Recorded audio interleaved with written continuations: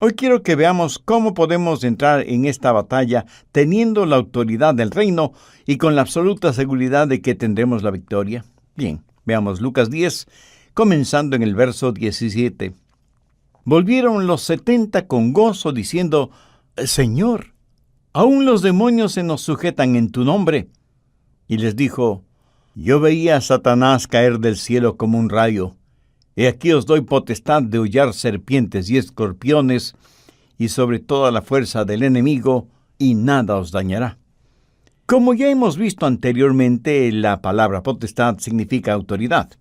De hecho, en algunas versiones de la Biblia, el verso 19 dice: He aquí os doy autoridad de hollar serpientes y escorpiones, y sobre toda fuerza del enemigo, y nada os dañará. Estamos hablando de la autoridad del reino, y el tomar esta autoridad del reino en la batalla espiritual diaria que tenemos para ganar la victoria en el nombre del Señor Jesucristo, porque como leemos en 2 de Crónicas 20:15, no es vuestra la guerra, sino de Dios. Así que deseo que aprendamos 3 cosas acerca de la autoridad del reino. Primero, la autoridad del reino ha sido soberanamente establecida. Jesús dijo: Yo veía a Satanás caer del cielo como un rayo. Cuando los 70 discípulos regresaron, le dijeron a Jesús: Señor, aún los demonios se nos sujetan en tu nombre. ¿De qué estamos hablando cuando hablamos de la autoridad del reino? Un diccionario da la siguiente definición de autoridad: poder legítimo, persona revestida de poder, mando o magistratura. En lo jurídico, autoridad tiene que ver con el gobierno, que no solo ejercita autoridad, sino que también puede delegar autoridad. Eso es autoridad en sí misma, que nos ha sido conferida por el Señor Jesucristo. Pero escuche, toda autoridad tiene sus raíces en el Dios soberano. Por eso digo que la autoridad del reino ha sido soberanamente establecida. Dios es el creador, el gobernador, el Rey Supremo sobre este reino. Él tiene autoridad sobre todo el universo porque es soberano. Este Dios soberano dio esa autoridad a Adán y Eva en el jardín del Edén. Les dio dominio sobre todo lo que había en la tierra. Pero recuerde que Satanás, como serpiente, entró en el jardín del Edén, engañó a Adán y a Eva, y cuando ellos pecaron, entregaron a Satanás el dominio que tenían. Perdieron su corona y Satanás vino a ser el Dios de este mundo. Pero Jesús, el último Adán, dejó el cielo, vino a la tierra, sufrió, sangró y murió como hombre para recuperar lo que Adán había perdido. El dominio legalmente perdido fue legalmente recuperado. Fue perdido por un hombre, el primer Adán, y fue recuperado legalmente por un hombre, el segundo Adán, Jesucristo. Recordemos lo que dice Hebreos 2:14. Así que por cuanto los hijos participaron de carne y sangre, él también participó de lo mismo, para destruir por medio de la muerte al que tenía el imperio de la muerte, esto es, al diablo. Usted y yo, mi amigo, somos carne y sangre. Somos hijas e hijos de Adán, por descendencia. Y Adán perdió, entregó su autoridad a Satanás en el jardín del Edén. Jesucristo vino y se encarnó, o sea, fue hecho carne y sangre, y murió para pagar la penalidad de nuestros pecados, y recuperó el dominio perdido por Adán. Vea lo que dice 1 Juan 3:8. Para esto apareció el Hijo de Dios, para deshacer las obras del diablo. Vamos por un momento a Colosenses 2, los versos del 13 al 15. Y a vosotros, estando muertos en pecados y en la incircuncisión de vuestra carne, os dio vida juntamente con él, perdonándoos todos los pecados, anulando el acta de los decretos que había contra nosotros, que nos era contraria, quitándola de en medio y clavándola en la cruz, y despojando a los principados y a las potestades, los exhibió públicamente, triunfando sobre ellos en la cruz. ¿Cómo esta autoridad del reino ha sido establecida soberanamente? Hay 3 clases de esclavitud de las cuales Jesús nos liberó cuando estuvo en la tierra. Primero, nos liberó de la esclavitud de la muerte espiritual. Ahora, si usted no es un creyente, usted está espiritualmente muerto. No es que está espiritualmente enfermo, sino muerto. Pero cuando Jesucristo vino a morar entre nosotros, nos dio vida por medio de su muerte y nos liberó de la esclavitud de la muerte espiritual. Pero no solo que nos liberó de esa esclavitud, sino que nos libró de la esclavitud de la enorme deuda que teníamos con Dios, producto de nuestros pecados. Verá, nuestro pecado es una deuda que debe ser pagada. Somos deudores a causa de nuestros pecados. ¿Qué es lo que Jesucristo hizo en la cruz? Jesús pagó esa deuda. Jesús la pagó total y completamente. Mire lo que dice Colosenses 2:14, anulando el acta de los decretos que había contra nosotros, que nos era contraria, quitándola de en medio y clavándola en la cruz. Mi amigo, quiero que entienda esto muy bien. Porque estuvimos en esclavitud de muerte espiritual, Él nos dio vida. Pero hay una deuda que debe ser pagada. En tiempos bíblicos, si un hombre era acusado de haber cometido un crimen, la acusación era presentada por escrito y entregada al juez. El acusado iba a juicio y, si se lo encontraba culpable, escribían lo que podríamos llamar un certificado de deuda. Ahora, suponga que ese hombre, habiendo sido encontrado culpable, es condenado a 10 años de prisión. Lo ponían en un calabozo en la prisión y pondrían ese certificado de deuda en la puerta de la celda. Cualquiera que pasaba podía saber lo que ese preso había hecho, cuáles fueron los cargos en su contra y cuál la sentencia que tenía que cumplir. Al cumplir los 10 años de prisión, sería puesto en libertad. Un empleado judicial quitaría de la puerta el certificado de deuda, lo llevaría al juez. El juez lo leería y preguntaría, ¿este hombre ha pagado ya su deuda? Y le respondían, sí, señor juez, ha pagado su deuda. El juez entonces, con letras grandes, escribiría sobre ese certificado la palabra tetelestai. ¿Qué quiere decir? Sentencia terminada, deuda pagada por completo. Entonces, le entregaban al hombre ese certificado que era la única prueba de que había pagado su deuda. Ahora, si un hombre iba a ser crucificado, ellos tomarían ese certificado de deuda y lo clavarían en la cruz. Esa es la razón por la que, cuando Jesús fue crucificado, sobre su cabeza clavaron ese certificado de deuda que decía, Jesús, Rey de los Judíos. O sea, habían encontrado a Jesús culpable de insurrección al decir que era Rey de los Judíos, y el castigo por insurrección era la muerte, y él tenía que pagar esa deuda. La Biblia dice que Jesús anuló el acta de los decretos que había contra nosotros, o sea, anuló nuestro certificado de deuda que era contrario a nosotros y lo clavó en la cruz. ¿Puede imaginarse al Dios del universo preocupándose por cada alma de cada ser humano, desde Adán hasta nuestros días, reuniendo todos nuestros pecados y poniéndolos sobre el Señor Jesucristo y con Él clavándolas en la cruz? Y cuando Jesús murió, pagó por completo la deuda de nuestro pecado. Tetelestai, pagado totalmente, con la preciosa sangre del mismo Hijo de Dios. ¿Para qué? Para que nosotros podamos ser libres.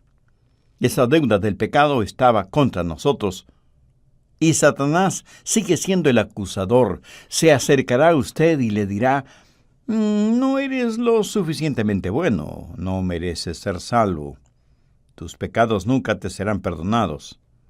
Y Satanás le acusará delante de Dios, diciéndole, tú dices que eres justo. Pues mira a Adrian Rogers, es un pecador. Dios, si tú fueras realmente justo, lo mandarías al infierno. Y es en ese instante cuando mi abogado defensor se hace presente y dice, cierto, Adrián era un pecador, pero yo morí por sus pecados y con mi propia sangre escribí en su certificado de deuda, tetelestai, pagado por completo. Por eso, la próxima vez que Satanás se le acerque para acusarle, solo muéstrele su certificado de deuda que, con letras rojas, dice que su deuda ha sido cancelada por completo y para siempre. En Romanos 8:33, el apóstol Pablo escribió: ¿Quién acusará a los escogidos de Dios? Dios es el que justifica. ¿Qué es lo que Jesús hizo cuando murió por nosotros? Nos liberó de la esclavitud de la muerte espiritual, nos liberó de la esclavitud de la deuda que teníamos que pagar y nos liberó de la esclavitud del dominio satánico. Veamos Colosenses 2:15. Y despojando a los principados y a las potestades, los exhibió públicamente, triunfando sobre ellos en la cruz. Quiero que note lo que el Señor Jesucristo le hizo a Satanás, que quiere tener dominio sobre nosotros. Le despojó. Despojar, en el griego, significa quitar algo totalmente, desvestir por completo. El cuadro es que ahí está Satanás con toda su arrogancia, exhibiendo todos sus diabólicos atributos. Pero el Señor Jesucristo desde la cruz le quita absolutamente todo, o sea, le despoja de todo, y lo hace públicamente. ¿Qué significa eso? Significa humillación y vergüenza, porque está desnudo, como si dijéramos, despojado absolutamente de toda autoridad y dominio. Jesús no solo pagó nuestra deuda, clavándola en la cruz, sino que invadió el oscuro reino de Satanás y le dijo: quedas despojado de toda autoridad y dominio. Serás avergonzado y sometido, y tu gobierno en el reino de las tinieblas no es más que un barco que se hunde. Mi amigo, Dios nos ha dado la autoridad del reino. La victoria no es nuestro destino final, sino nuestro punto de partida. Y aunque suene extraño lo que voy a decir, escúcheme atentamente. Nosotros no debemos orar por victoria, porque ya la tenemos. Estamos, o debemos estar, firmes en la victoria que ya tenemos en el Señor Jesucristo. Segundo, la autoridad del reino debe ser firmemente impuesta. A pesar de que Satanás ha sido despojado, avergonzado y sometido, él no renunciará a nadie ni a nada sin pelear. Por eso, él no quiere que usted entienda la autoridad que usted tiene en el Señor Jesucristo. ¿Qué es lo que Jesús les dijo a sus discípulos? Veamos Lucas 10:19. Y aquí os doy potestad, o sea, autoridad, de hollar serpientes y escorpiones. Ahora, esto no es para todo el mundo. Aquellos que rechazan al Señor Jesucristo todavía están en el oscuro reino de Satanás. Aquellos que no aceptan lo que Cristo hizo en la cruz por ellos, siguen teniendo a Satanás como su Dios. Por favor, busque 2 Corintios 4:4, en los cuales el Dios de este siglo cegó el entendimiento de los incrédulos. Si somos hijas e hijos de Dios, ya no pertenecemos a este mundo y por lo tanto, Satanás no es nuestro Dios. Hemos sido sacados del reino de las tinieblas al reino de luz de nuestro Señor Jesucristo. Vivimos en el reino de Dios y ahora tenemos la autoridad del reino. Pero esta autoridad del reino debe ser fuertemente impuesta si es que queremos hacer lo que nuestro Rey quiere que hagamos. ¿Por qué vino Jesucristo a esta tierra? Veamos Lucas 4.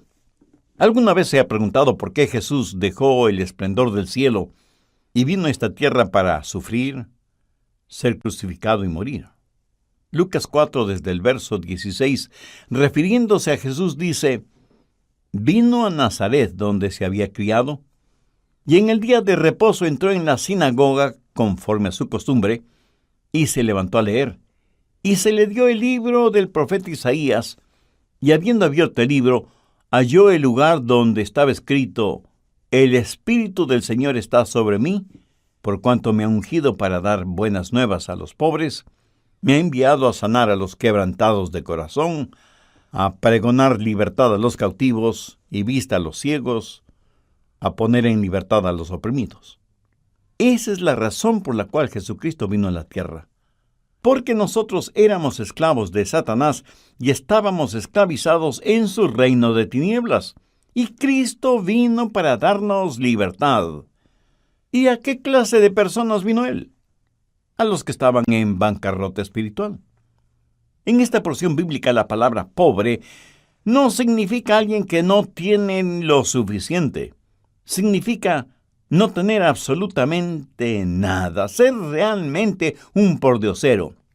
Y alguien pensará en este momento, bueno, eso no se refiere a mí porque tengo unos ahorritos en el banco. Mi amigo, le invito a buscar Apocalipsis 3:17, porque tú dices, yo soy rico y me he enriquecido, y de ninguna cosa tengo necesidad. Y no sabes que tú eres un desventurado, miserable, pobre, ciego y desnudo. Sin Jesucristo usted está en bancarrota. Y Él vino a predicar el Evangelio a los pobres y a los quebrantados de corazón. ¿Conoce usted alguna persona con el corazón quebrantado? Bueno, el mundo está lleno de tales personas. La gente puede estar riendo exteriormente, pero muchas veces lo único que están haciendo es tratando de ocultar el dolor y el vacío que sienten en sus vidas. Por eso es que el mundo del entretenimiento es tan prevalente en nuestros días. ¿Sabía que la palabra entretenimiento en su raíz etimológica significa no pensar? La nuestra es una generación que busca ser entretenida y riéndose se está yendo al infierno, porque no quiere detenerse a pensar y no queremos pensar porque estamos quebrantados de corazón. En Job 14:1 leemos: el hombre nacido de mujer, corto de días y hastiado de sinsabores. Y Jesús vino a estos seres humanos pobres, quebrantados, hastiados de sinsabores, en bancarrota total, porque vio que éramos esclavos de Satanás. Vino, como la Biblia dice, a predicar libertad a los cautivos. Anote el siguiente versículo, 2 de Timoteo 2:26. Y escapen del lazo del diablo, en que están cautivos a voluntad de él. Usted sin Cristo es cautivo de Satanás. Cualquier persona sin Cristo está cautiva de Satanás.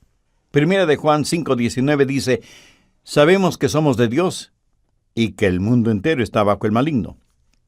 Esta última frase significa que el mundo está en las faldas de Satanás y mecido como una madre mece a su bebecito en sus brazos. Este mundo está arrullado por los demonios para que, escuchando las canciones de cuna infernales, pues se vayan al infierno. Mirando la generación actual, uno no puede dejar de preguntarse, ¿qué es lo que le pasa a la gente? ¿No pueden ver los peligros? No pueden verlos por la simple razón de que están en bancarrota espiritual, moral, psicológica. Y como no quieren creer en Dios, irremediablemente terminan creyendo en cualquier cosa, aún en Satanás. Jesús abrirá los ojos de los ciegos para que puedan ver. Y si usted me dice, pastor, yo tengo visión 20/20. Bueno, es que no he entendido de lo que está Jesús hablando. La Biblia dice en 2 de Corintios 4:4, el Dios de este siglo cegó el entendimiento de los incrédulos. No es que sus ojos no veían, es que en sus mentes eran ciegos, no podían, más bien no querían entender. En 1 de Corintios 2:14, Pablo dice, pero el hombre natural no percibe las cosas que son del Espíritu de Dios, porque para él son locura, y no las puede entender, porque se han de discernir espiritualmente. No argumente con un ciego espiritual, así como no argumentaría con un ciego físico que no puede ver una puesta del sol. Jesús le dijo a Nicodemo, el que no naciere de nuevo no puede ver. No puede ver no solamente el reino de Dios, sino todas las cosas espirituales relacionadas con Dios. Al final del verso 18 de Lucas 4, se nos dice que Jesús vino a poner en libertad a los oprimidos. Esto, literalmente, significa a los que están totalmente devastados, porque Satanás es cruel y se deleita en atormentarnos. Hechos 10:38 dice, Jesús anduvo haciendo bienes y sanando a todos los oprimidos por el diablo. Piensa en las personas en bancarrota, quebrantadas de corazón, ciegas, cautivas y oprimidas. ¿Quién hará algo por ellas? Solamente Jesucristo, porque Él vino a poner en libertad a los oprimidos. Sus vecinos, sus compañeros de trabajo, sus amigos y aún sus familiares, si no conocen a Jesús, están bajo la opresión del diablo. Y Jesús dijo que el Padre le había enviado a Él y que, como toda autoridad me es dada en el cielo y en la tierra, por tanto, id. O sea, Jesús mismo nos ha dado la autoridad del reino. Esta autoridad del reino debe ser firmemente impuesta. Satanás nunca se rendirá ni renunciará a sus intentos. Por eso, usted tiene que enfrentarlos con la autoridad del reino y en el poder del Espíritu Santo. Nuestra batalla no es contra nuestros gobiernos o las corporaciones transnacionales. No luchamos contra carne y sangre, sino contra, como Pablo lo dice, luchamos contra potestades, contra los gobernadores de las tinieblas de este siglo, contra huestes espirituales de maldad en las regiones celestes. ¿Y sabe por qué no estamos ganando? Bueno, no estamos ganando porque ni siquiera nos presentamos para la batalla. Y si lo hacemos, estamos peleando en los lugares equivocados y peleando por las cosas equivocadas. Cuando Jesús les dijo a sus discípulos que le matarían, Simón Pedro le dijo que ellos no permitirían que eso suceda. ¿Y cuál fue la respuesta del Señor? Veamos Marcos 8:33. Pero él, volviéndose y mirando a los discípulos, reprendió a Pedro diciendo: «Quítate de delante de mí, Satanás. ¿Por qué no pones la mira en las cosas de Dios, sino en las de los hombres?» ¿Estaba Jesús diciendo que Pedro era Satanás? Por supuesto que no, sino que Jesús miraba más allá de Pedro al verdadero enemigo que era Satanás. ¿Lo ve? Jesús no estaba peleando contra carne y sangre. Él sabía quién era el verdadero enemigo. Y eso es lo que nosotros tenemos que entender y aprender en estos días. Estamos en una guerra espiritual y la autoridad espiritual ha sido soberanamente establecida, pero debe ser firmemente impuesta. Y usted me dirá: un momentito, Pastor Rogers. No lo entiendo. Estoy confundido. Primero nos dice que Satanás ha sido subyugado, avergonzado, despojado, y ahora nos dice que debemos imponer firmemente la autoridad del reino. Si ya se lo hizo, ¿por qué hay necesidad de imponerla? Bueno, gracias por esa inquietud. Verá, aun cuando la derrota de Satanás es absoluta, debe ser apropiada. Permítame hacerle una pregunta. ¿Fue la muerte de Jesús por el pecado absoluta? Por supuesto que sí. Cuando Él murió en la cruz, la Biblia dice en 1 de Juan 2:2, y Él es la propiciación por nuestros pecados, y no solamente por nuestros pecados, sino también por los de todo el mundo. ¿Quiere decir que todo el mundo es salvo? Por supuesto que no. ¿Fue la muerte de Jesús absoluta? Por supuesto que sí. Ahora escúcheme. La muerte del Señor le sirve solo a aquellos que se apropian de ella. Si usted no se la apropia, la muerte de Jesús no le sirve de nada. La Biblia dice: el que en Él cree no es condenado, pero el que no cree ya ha sido condenado porque no ha creído en el nombre del unigénito Hijo de Dios.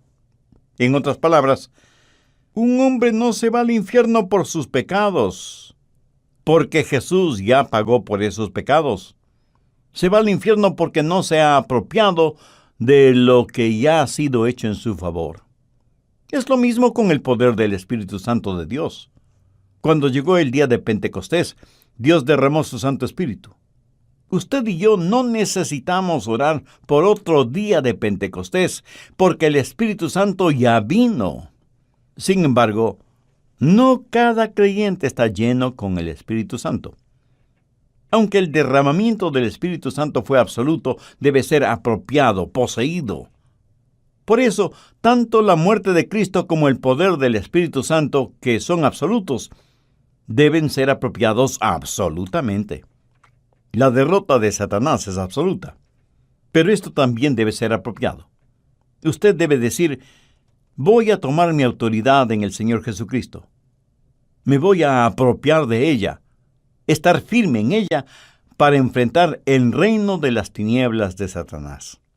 Así que esta autoridad del reino, primero, debe ser soberanamente establecida, segundo, debe ser firmemente implementada y tercero, debe ser estratégicamente ejercitada.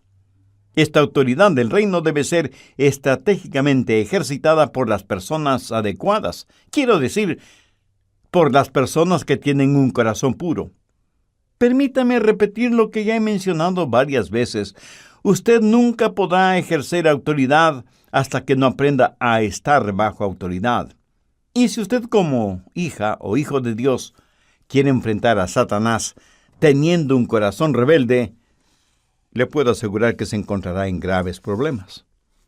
En el libro de los Hechos estuve leyendo acerca de 7 hombres, hijos de un tal Esceva judío, que era jefe de los sacerdotes. Estos eran exorcistas ambulantes.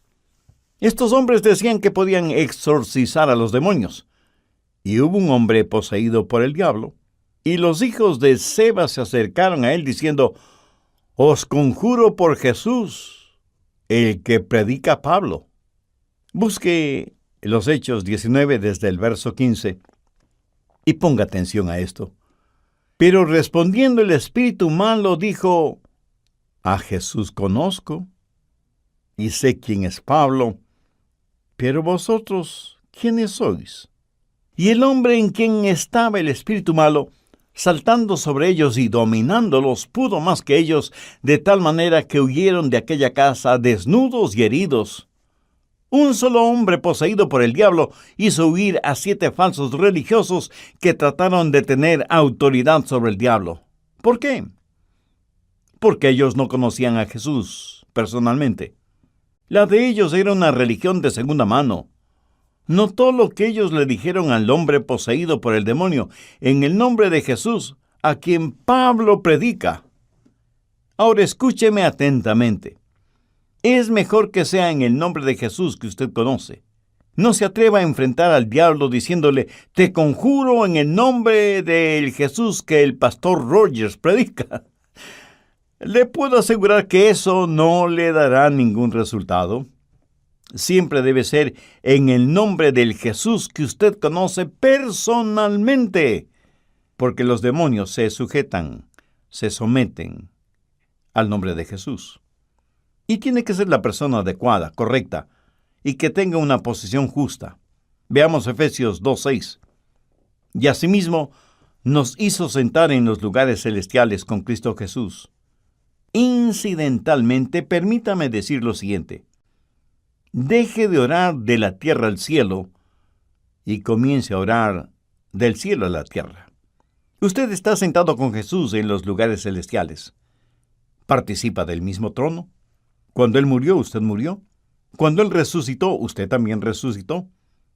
Cuando Él ascendió, usted también lo hizo. Y cuando Él se sentó a la diestra de Dios, usted está sentado con Él, tiene derechos reales y la autoridad del reino. Por eso, en vez de orar al cielo, ore desde el cielo. En Mateo 18:18 Jesús dijo: «De cierto os digo que todo lo que atéis en la tierra será atado en el cielo, y todo lo que desatéis en la tierra será desatado en el cielo». En el original griego dice que cualquier cosa que sea atada en la tierra ya está atada en el cielo, y cualquier cosa desatada en la tierra ya está desatada en el cielo. Pero para esto, usted y yo necesitamos ejercitar la autoridad del reino. Hubo un hombre nacido en Francia, pero que luego fue a vivir a Inglaterra y se volvió un ciudadano del Imperio Británico.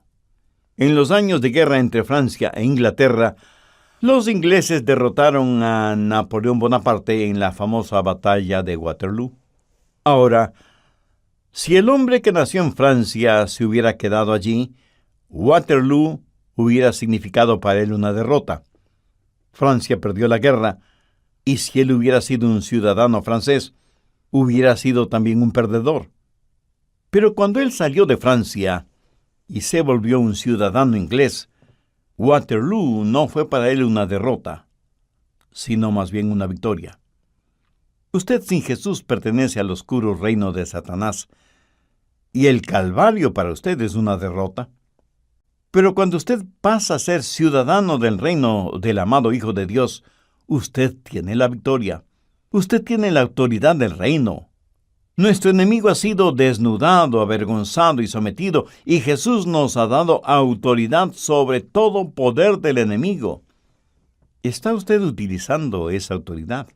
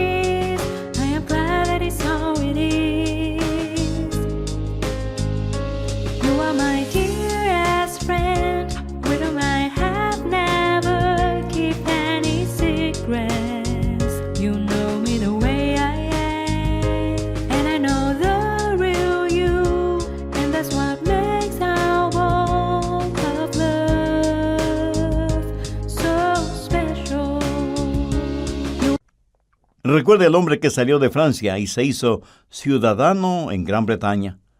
Cuando usted es ciudadano de un país, usted será parte de las derrotas o las victorias que ese país puede experimentar. Y usted puede ser súbdito de un país por nacimiento o por naturalización.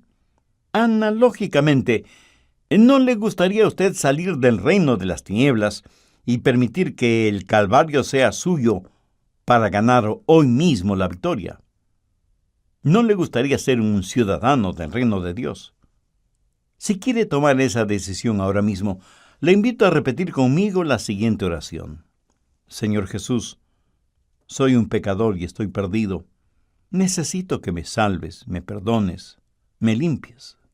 Sé que moriste en la cruz del Calvario para pagar la deuda de mis pecados, y te agradezco por ese sacrificio. Y con toda la fe de la que soy capaz, te invito a que vengas a morar en mi corazón y seas mi Salvador y mi Señor. Te entrego el control de mi vida e imploro tu ayuda para que yo no me avergüence ni de ti ni de tu palabra, ni que yo sea una vergüenza para ti o para tu palabra. Hazme la clase de persona que tú quieres que yo sea. Quiero ser un instrumento útil y de bendición en tus manos. Y porque tú moriste por mí, yo quiero vivir para ti, hasta cuando me llames a tu gloriosa presencia. Todo esto lo pido en tu santo nombre. Amén. Por favor, escúcheme atentamente. El diablo nunca renunciará a nadie sin ofrecer una tremenda lucha. Usted ha estado tanto tiempo bajo la esclavitud del diablo, tanto tiempo haciendo la voluntad del diablo. ¿Cree que él va a estar feliz de que usted quiera abandonar ese reino de tinieblas para pertenecer al reino de la luz? Tan pronto usted hace su decisión por Cristo, el diablo le susurrará al oído: no tienes que hacer eso hoy. Tienes todavía mucho tiempo por delante. Además, eres muy malo. Asegúrate de que eres lo suficientemente bueno como para que Dios te acepte. Mi amigo, Satanás es un mentiroso. Por lo tanto, no escuche sus mentiras. Jesús le ama a usted.